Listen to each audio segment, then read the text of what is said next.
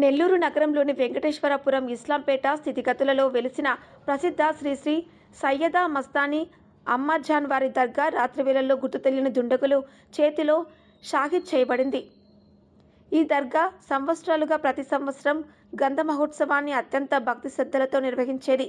అన్ని కుల మతాల వారు ఇందులో పాల్గొని సామరస్యాన్ని చాటేవారు.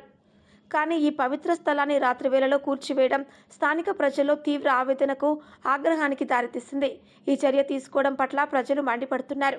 దోషులు ఎవరైనా సరే వెంటనే శిక్షించాలని ముస్లిం సంఘాలు కోరుతున్నాయి. కూటమి ప్రభుత్వం ఏర్పడి సంవత్సర కాలమైంది. అంతలోనే ఇలా జరగడం చాలా బాధాకరం. ఆంధ్రప్రదేశ్లోని అన్ని ముస్లిం సంఘాలు, ప్రజా సంఘాలు అన్ని నెల్లూరు నగరం వైపు చూస్తున్నాయి.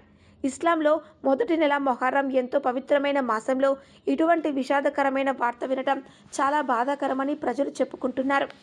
ప్రస్తుతం ఈ సంఘటనపై పోలీసు శాఖ విచారణ ప్రారంభించినట్లు సమాచారం.